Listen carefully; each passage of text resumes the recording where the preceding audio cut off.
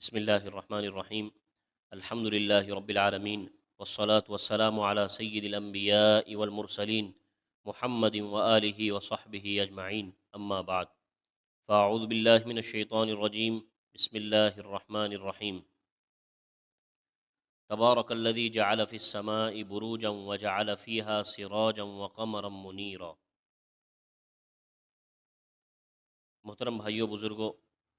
कल 18वां और 19वां पारा होने वाला था, लेकिन वक्त की कमी की वजह से सिर्फ 18वें पारे की कुछ कीमती बातें आप हजरात के सामने रखी गई और 19वां पारा तो वैसे के वैसे ही रह गया। इसलिए इंशाअल्लाह आज कोशिश करेंगे 19 और 20 दोनों पारों के कुछ अहम मज़ामीन को बयान करने की। सूरह फ़ुरक़ान के अंदर अल्लाह तबारक व तआला ने 19 जो सूरह फ़ुरक़ान का आखिर का रुकू है, इसके अंदर रहमान के बंदे इस उन्वान से कुछ आयात मुबारका नाजिल फरमाई हैं। मुफस्सिरीन फरमाते हैं कि कुल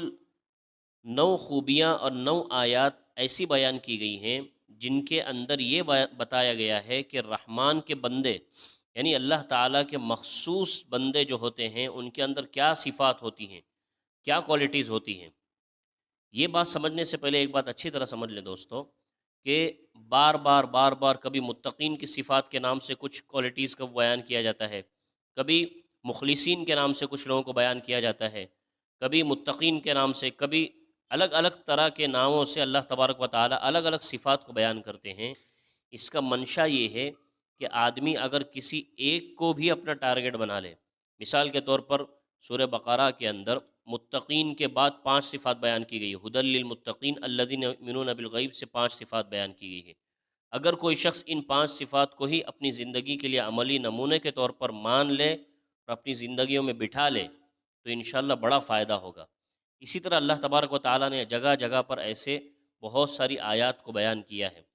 यहाँ पर भी सूरह फ़ुरक़ान के आखिरी रुकू के अंदर अल्लाह तबारक व तआला ने तकरीबन 9 आयात के अंदर रहमान के मखसूस बंदों की कुछ सिफ़ात बयान की हैं। मैं आप हज़रात के सामने उनमें से एक एक सिफ़त बयान करता हूँ और अल्लाह ताला से दुआ भी करता हूँ कि अल्लाह ताला इनमें से सारी सिफ़ात पर मुझे भी और सामीईन को भी अमल करने की भरपूर तौफ़ीक़ अता फ़रमाए। सबसे पहली आयत अल्लाह तबारक व तआला इरशाद फरमाते हैं, व इबादुर रहमान अल्लज़ीना यमशून अलल अर्ज़ि हौना व इज़ा ख़ातबहुमुल जाहिलून क़ालू सलामा। कि रहमान के जो ख़ास बंदे होते हैं इनके अंदर सबसे पहली सिफ़त जो होती है और सबसे अच्छी जो सिफ़त होती है वो ये है कि ज़मीन पर इनकिसारी और तवाज़ु के साथ चलते हैं। ज़मीन पर इनकिसारी और तवाज़ु के साथ चलते हैं, तकब्बुर कर अकड़ के साथ नहीं चलते। इसलिए कि तकब्बुर और अकड़ अल्लाह तबारक व तआला को बहुत ज़्यादा नापसंदीदा है। इसीलिए अल्लाह तबारक व तआला ने बाकायदा 15वें पारे के अंदर दूसरे ही सफ़े में ये बात इरशाद फरमाई थी, वला तमशि फिल अर्ज़ि मरहा, कि ज़मीन पे अकड़ कर मत चलो। इसलिए कि अकड़ कर चलने से इन्नका लन तख़रिक़ल अर्ज़ वलन तबलुग़ल जिबाल तूला, ना तो तुम ज़मीन को फाड़ पाओगे और न ही पहाड़ जैसी बुलंदी को पहुँच पाओगे। लिहाजा अकड़ कर चलने से कोई चीज़ हासिल नहीं होने वाली। और एक हदीस कुदसी में तो यहाँ तक फरमाया गया है, अल्लाह तबारक व तआला इरशाद फरमाते हैं, अल किब्रिया उ रिदाई, के बड़ाई, तकब्बुर और एहसान का जतलाना और हर तरह का अज़मत, हर तरह की अज़मत ये मुझे ही सज़ावार है, किसी और को सज़ावार नहीं है। लिहाजा इंसान को चाहिए कि वो अल्लाह ताला का बंदा बनकर चले, अल्लाह ताला के सामने छोटा बनकर चले, उसके मखलूक के सामने तकब्बुर न करे, अल्लाह के सामने तकब्बुर न करे। और दूसरी सिफ़त फिर इरशाद फरमाई, व इज़ा ख़ातबहुमुल जाहिलून क़ालू सलामा, कि जब कम अक़ल लोग, नाहंजार लोग और ऐसे लोग जिनके अंदर इल्मी कमी होती है और उस इल्मी कमी की वजह से वो बहुत सारी कमियों के शिकार हो जाते हैं, ख़ामियों के शिकार हो जाते हैं, उन्हें बात करने का अंदाज़ नहीं आता और कहीं भी खड़े होकर कुछ भी एतराज़ात करने बैठ जाते हैं और अलग अलग तरह के सवालात करने लग जाते हैं। तो अल्लाह के रहमान बंदे जो हैं, रहमान के जो बंदे हैं, उनकी सिफ़त ये होती है कि वो ऐसे टाइम पास लोगों से या ऐसे वक्त ज़ाय करने वाले लोगों से सलाम कहकर अपना पीछा छुड़ा लेते हैं, सलाम कहकर अपना पीछा छुड़ा लेते हैं। इसलिए कि वो अच्छी तरह जानते हैं कि इनसे बातचीत करने में सिवाय वक्त को ज़ाय करने के और कुछ नहीं हासिल होता। आपने भी और हमने भी कई मरतबा इसका तजर्बा किया होगा। چوتھی خوبی اللہ تبارک و تعالیٰ تیسری خوبی ارشاد فرماتے ہیں کہ اللہ کے جو رحمان کے جو بندے ہیں ان کے اندر تیسری خوبی ہے والذین یبیتون لربہم سجدا وقیاما، کہ یہ رات اور دنوں کے اندر اللہ تبارک و تعالیٰ کے سامنے سجدہ، قیام اور رکوع کے ساتھ حاضر ہوتے ہیں، اور جب دیکھو تب اللہ تبارک و تعالیٰ کے سامنے اس کی عبادت کر کے اسے راضی کرنے کی کوشش کرتے ہیں۔ یہ بھی ایک بہت بڑی صفت ہے کہ اللہ تعالیٰ کی رضا کے لیے بندہ ہر وقت کوشاں رہے اور ہر وقت فکر مند رہے۔ پھر چوتھی خوبی اللہ تبارک و تعالیٰ ارشاد فرماتے ہیں کہ اپنے اعمال کو لے کر راضی نہیں ہو جاتے، اور اپنے اعمال کو لے کر مطمئن نہیں ہو جاتے کہ ہم بہت نیک ہیں تو ہمارے لیے تو جنتیں فکس ہے اور جنت میں بھی اعلیٰ مقام ہمارے لیے ہرگز نہیں، بلکہ وہ خوف اور رجا کے درمیان ہوتے ہیں۔ ان کی خوف کی حالت کو اللہ تبارک و تعالیٰ نے قرآن پاک میں ارشاد فرمایا والذین یقولون ربنا اصرف عنا عذاب جہنم ان عذابها کان غراما، کہ وہ اللہ تبارک و تعالیٰ سے باقاعدہ دعائیں مانگتے ہیں، ساری عبادتیں ایک طرف، لیکن ان کے خوف اور خشیت کا مقام ایک طرف ہے۔ اللہ تبارک و تعالیٰ سے بار بار دعائیں مانگتے ہیں ربنا اصرف عنا عذاب جہنم، کہ اے ہمارے رب ہم سے جہنم کے عذاب کو دور فرما۔ ان عذاب جہنم، اس کے آگے ساری وہ جہنم کے عذاب کی صفات بیان کی ہے کہ جہنم کا عذاب ایسا ہے ایسا ہے ایسا ہے، اور ہمارے اندر اس کو جھیلنے کی طاقت اور سخت نہیں ہے، لہٰذا ہمیں اس سے بچائے رکھنا۔ پھر پانچویں خوبی کیا ارشاد فرمائی اللہ تبارک و تعالیٰ؟ پانچویں خوبی یہ ارشاد فرماتے ہیں والذین اذا انفقوا لم یسرفوا ولم یقتروا وکان بین ذلک قواما، کہ ان کے اندر ایک بہت ہی اچھی صفت یہ بھی ہے کہ اعتدال میں رہتے ہیں، درمیانی راہ کو اختیار کرتے ہیں، لہٰذا جب وہ خرچ کرتے ہیں تو یوں بھی نہیں کہ بہت زیادہ خرچ کر کے اپنے آپ کو ہلاکت میں ڈال دیں، اور جب اپنے مال کو حفاظت کے طور پر روک لیتے ہیں تو اتنا بھی نہیں روک لیتے کہ پھر کہیں بھی صدقہ اور خیرات اور نفلی زکوٰۃ یا فرض زکوٰۃ جو ہے وہ ادا کرنا ہی چھوڑ دیں، اس طرح بھی بالکل نہیں کرتے۔ تو کرتے کیا ہیں؟ کان بین ذالک قواما، کے درمیان میں رہتے ہیں، نہ اتنا زیادہ خرچ کرتے ہیں کہ خود کو نقصان میں ڈال دے، نہ اتنا کم خرچ کرتے ہیں کہ امت نقصان میں پڑ جائے، اس کے درمیان میں رہتے ہیں۔ یہ اللہ تبارک و تعالیٰ نے ان کی پانچویں صفت کو بیان کیا۔ آگے ان کی چھٹی خوبی اللہ تبارک و تعالیٰ کے ارشاد فرماتے ہیں کہ یہ تین گناہوں کا ارتکاب کبھی نہیں کرتے، ہمیشہ تین گناہوں سے بچے رہتے ہیں۔ وہ تین گناہ کیا ہے؟ سب سے پہلے ارشاد فرمایا والذین لا يدعون مع اللہ الہا آخر، اللہ تبارک و تعالیٰ کی ذات اور صفات میں کبھی کسی کو شریک نہیں کرتے، اس لیے کہ وہ اچھی طرح جانتے ہیں ان اللہ لا یغفر ان یشرک بہ ویغفر ما دون ذلک لمن یشاء، کہ اللہ تبارک و تعالیٰ شرک کے علاوہ کسی بھی گناہ کو معاف کر سکتے ہیں، شرک کو کبھی معاف نہیں کرتے، لہٰذا اللہ تبارک و تعالیٰ کے ساتھ کسی کو شریک کرنا تو دور، اس کے بارے میں تصور تک نہیں کرتے۔ اگلا کون سا گناہ ہے جس سے وہ بچتے ہیں؟ فرمایا ولا یقتلون النفس التي حرم اللہ الا بالحق، کہ جس نفس کو، جس جان کو اللہ تبارک و تعالیٰ نے ہر انسان کے اوپر بغیر حق کے حرام کر دیا ہے، تو وہ بھی بغیر حق کے کسی جان کو نقصان نہیں پہنچاتے، کسی کو قتل نہیں کرتے، کسی کو چوٹ نہیں پہنچاتے، کسی کو تکلیف نہیں پہنچاتے، کسی کو ستاتے نہیں ہیں، اس طرح کی ہر گناہوں سے پاک صاف ہوتے ہیں۔ اور تیسرا کیا گناہ ہے؟ فرمایا ولا یزنون، کہ وہ کبھی زنا کاری میں مبتلا نہیں ہوتے۔ زنا کاری کیسے؟ علماء کرام نے زنا کاریوں میں بہت لمبی چوڑی تفصیل فرمائی ہے۔ احادیث کی روح سے دیکھا جائے تو زنا صرف یہ نہیں ہے کہ مرد اور عورت اپنی خواہشات کو مکمل کر لیں، بلکہ آنکھوں کا زنا بد نظری ہے، کانوں کا زنا بری باتوں کا سننا ہے، گانوں کا سننا ہے، موسیقی کا سننا ہے، آنکھوں کا زنا بد نظری ہے، زبان کا زنا گندی باتیں ہیں، پیروں کا زنا، ہاتھوں کا زنا، ہر طرح کا زنا ہے۔ تو اللہ تعالیٰ کے جو بندے ہیں، رحمان کے بندے ہیں، ان کی ایک کوالٹی یہ بھی ہے کہ وہ زنا کے قریب بھی نہیں جاتے اور زنا کے بارے میں سوچتے بھی نہیں۔ اور اس کے بعد اللہ تبارک و تعالیٰ ساتویں خوبی ان کی یہ ارشاد فرماتے ہیں کہ یہ لوگ باطل کاموں میں شریک نہیں ہوتے۔ باطل کاموں میں شریک نہ ہونے کا کیا مطلب ہے؟ یعنی ایسی مجلسوں میں جن میں حرام کام ہو رہا ہو بالکل بھی شرکت نہیں کرتے۔ مثال کے طور پر غیبت ہو رہی ہو کسی کی تو وہاں پر شریک نہیں ہوتے، کہیں کسی کے بارے میں پروپیگنڈا چل رہا ہو کسی کو نقصان پہنچانے کا، وہاں سے اپنے آپ کو دور رکھتے ہیں کہ وہ اذا مروا باللغو مروا کراما، کہ مثال کے طور پر کہیں پر ٹائم پاس کی مجلسیں ہو رہی ہیں، لوگ ہنس رہے ہیں، ہنسا رہے ہیں، اپنے وقت کو کنٹینیو ضائع کر رہے ہیں، تو یہاں پر جب رحمان کے بندے پہنچتے ہیں تو وہ ایسے لوگوں کو دیکھ کر وہاں سے فوراً گزر جاتے ہیں تاکہ ان کا وقت ضائع نہ ہو جو اللہ تبارک و تعالیٰ نے انہیں بہت ہی قیمتی بنا کر دیا ہے۔ اس کے بعد آگے ارشاد فرمایا، آٹھویں خوبی ان کے اندر کیا ہے؟ آٹھویں خوبی ان کے اندر ارشاد فرمائی کہ جب اللہ تعالیٰ کے احکام کے ذریعے ان کو نصیحت کی جاتی ہے تو وہ اس کے اوپر اندھے اور بہرے ہو کر نہیں گر پڑتے۔ اندھے اور بہرے ہو کر نہ گر پڑنے کا کیا مطلب ہے؟ مفسرین نے اس کے دو مطلب بیان کیے ہیں۔ ایک مطلب تو یہ بیان کیا ہے کہ جس طرح اندھے اور بہرے لوگ اللہ تبارک و تعالیٰ یعنی حق سے محروم لوگ اور وہ لوگ جن کے اوپر مہر لگ چکی ہے گمراہی کی، ان کے سامنے جب اللہ تبارک و تعالیٰ کی آیات اور اس کے احکامات کی تلاوت کی جاتی ہے تو وہ اندھے اور بہرے ہو کر وہاں سے گزر جاتے ہیں، گویا کہ انہوں نے نہ کچھ سنا اور گویا کہ انہوں نے نہ کچھ دیکھا، اس طرح کا وہ مظاہرہ کرتے ہیں۔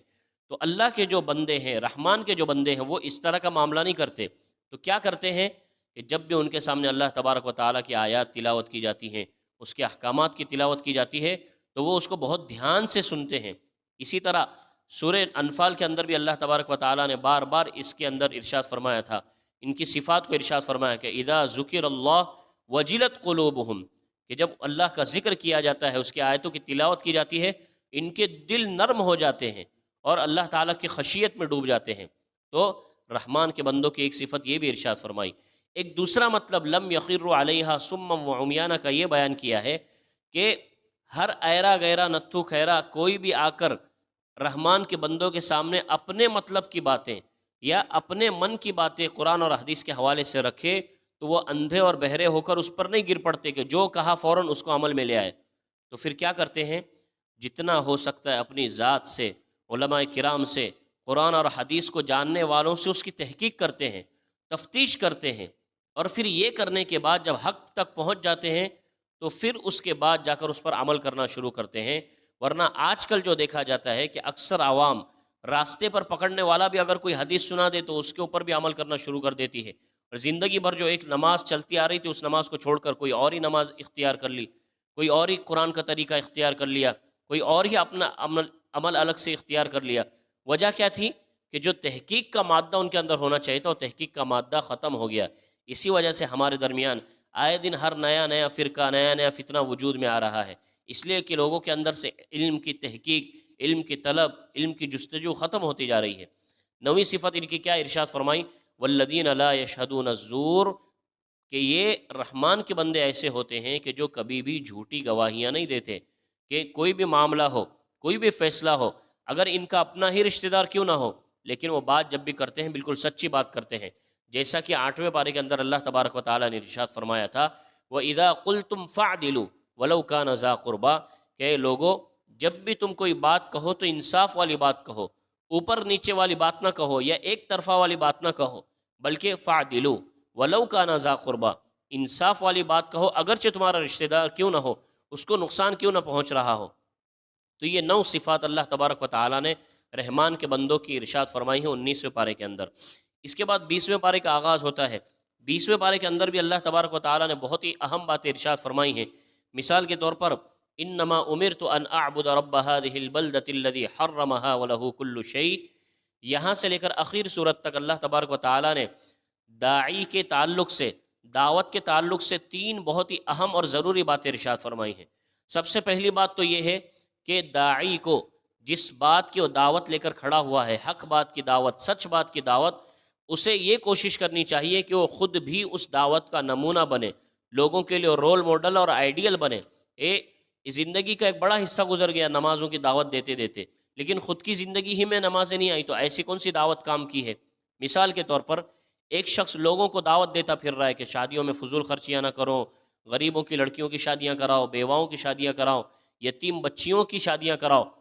سب کچھ کر رہا ہے، شادیوں میں ڈھول تاشے نہ بجاؤ، میوزکیں نہ بچاؤ اور موسیقیاں نہ بجاؤ، یہ ساری چیزوں کی لوگوں کو دعوت دے رہا ہے۔ لیکن جب اپنی بیٹی کی شادی کی دعوت کی باری آئی اور شادی کی باری آئی تو کیا کرنے لگا؟ بہانے بنانے لگا، ٹامک ٹولیاں مارنے لگا کہ وہ تو ایک ہی بیٹی ہے، اکلوتی بیٹی ہے، یہ ساری چیزیں نہیں کریں گے تو کیسا کہ اچھا لگنے والا ہے۔ یہ سارا فراڈ ہے جو شیطان ہمارے من میں ڈالتا ہے۔ اس لیے اللہ تبارک و تعالیٰ نے ارشاد فرمایا داعی خود بھی دعوت کا نمونہ ہوتا ہے، لہٰذا اسی لیے اللہ تبارک و تعالیٰ نے حضور سے کہا کہ اے نبی اتلو القرآن وان اتلو القرآن، کہ نبی آپ لوگوں سے کہہ دیجئے مجھے خود کو بھی حکم دیا گیا ہے قرآن کی تلاوت کا، کہ میں صرف امت کو قرآن کی تلاوت کا حکم کرنے نہیں آیا ہوں، بلکہ میں خود بھی تلاوت کا حکم دیا گیا ہوں۔ تو اس سے سمجھ میں آیا کہ ہر داعی کو اپنی دعوت کا نمونہ خود بھی بننا چاہیے۔ دوسری بات کیا ارشاد فرمائی کہ دعوت کا عمل مسلسل جاری رکھنا چاہیے، دعوت کا عمل مسلسل جاری رکھنا چاہیے۔ جس کی زندگی میں، جس کی قسمت میں ہدایت لکھی ہوگی اللہ تعالیٰ اس کو ہدایت سے نواز دیں گے،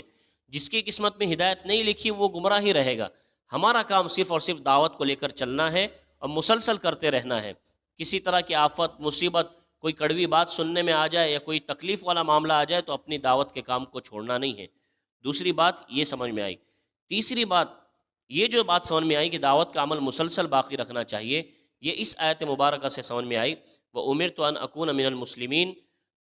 وَأَنْ أَتْلُوَ الْقُرْآنَ فَمَنِ اهْتَدَى فَإِنَّمَا يَهْتَدِي لِنَفْسِهِ وَمَنْ ضَلَّ فَقُلْ إِنَّمَا أَنَا مِنَ الْمُنْذِرِينَ، کہ انا من المنذرین کے ذریعے یہ بات سمجھ میں آئی ہے کہ دعوت کا عمل مسلسل جاری رکھنا چاہیے۔ تیسری بات مفسرین نے دعوت کے تعلق سے یہ لکھی ہے کہ اللہ تبارک و تعالیٰ گارنٹی لے رہے ہیں قرآن پاک کے اندر، اس بات کا چیلنج کر رہے ہیں کہ داعی جب دعوت کا عمل مسلسل جاری رکھتا ہے اللہ تبارک و تعالیٰ اس کی دعوت کا نتیجہ اسے ایک نہ ایک دن ضرور دکھا کر رہتے ہیں۔ لہٰذا اللہ تبارک و تعالیٰ نے اسی بات کو ارشاد فرمانے کے لیے آیت مبارکہ نازل فرمائی، قل الحمد للہ سیریکم آیاتہ فتعرفونہا، کہ اے نبی آپ کہہ دیجئے کہ تمام تعریف اللہ ہی کے لیے سزاوار ہیں اور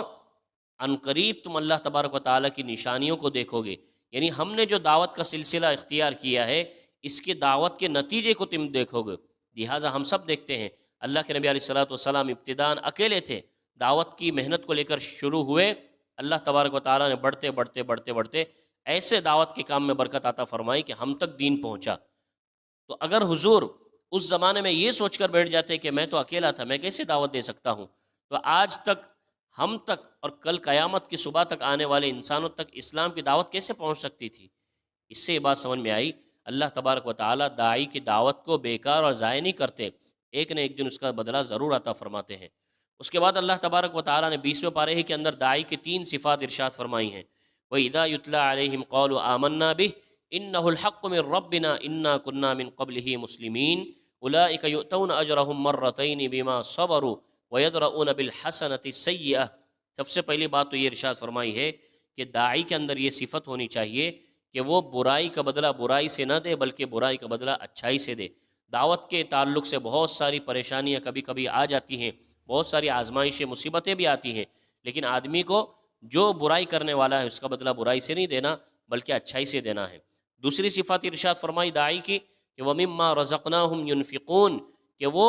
ہم نے جو ان کو روزی دی ہے اس میں سے خرچ کرتے ہیں۔ کہ دعوت کے تعلق سے آپ نے دیکھا ہوگا، اگر آپ کو اس کا تجربہ ہوگا تو، کہ بہت سی مرتبہ جب ہم دعوت دینے جاتے ہیں تو سامنے والا ایسا آدمی ہوتا ہے کہ صرف باتوں سے نہیں مانتا، اس کو کچھ ناشتہ پانی کرانا پڑتا ہے، کوئی دعوت میں کھانا کھلانا پڑتا ہے، اس کے بعد اس کے سامنے حق اور سچ بات کی دعوت رکھنی پڑتی ہے۔ اسی لیے اللہ تبارک و تعالیٰ نے ارشاد فرمایا کہ وہ اپنے مالوں کو خرچ کرنے میں ذرا بھی رکتے نہیں ہیں،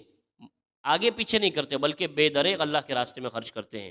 تیسری صفت ان کی ارشاد فرمائی وَإِذَا سَمِعُوا اللَّغْوَ أَعْرَضُوا عَنْهُ، کہ داعی کی ایک صفت یہ بھی ہوتی ہے کہ جب وہ لغو اور بری باتیں، فضول کی باتیں سنتے ہیں تو اعرضوا عنہ، ان سے اعراض کر جاتے ہیں۔ ابھی جیسا کہ 19ویں پارے کے اندر فرمایا گیا کہ رحمان کے بندوں کی صفت یہ ہے کہ وہ بیکار کی باتوں میں شریک نہیں ہوتے، بالکل اسی سے ملتی جلتی داعی کی صفات کو بھی بیان کیا گیا ہے۔ اللہ تبارک و تعالی ہم تمام لوگوں کو چلتا پھرتا داعی بنائے، دین اسلام کا شیدائی بنائے، مفکر اور صالح بنائے، اور جو باتیں بیان کی گئی ان پر جان جان کر پہچان کر عمل کرنے کی توفیق عطا فرمائے۔ وآخر دعوانا الحمد للہ رب العالمین۔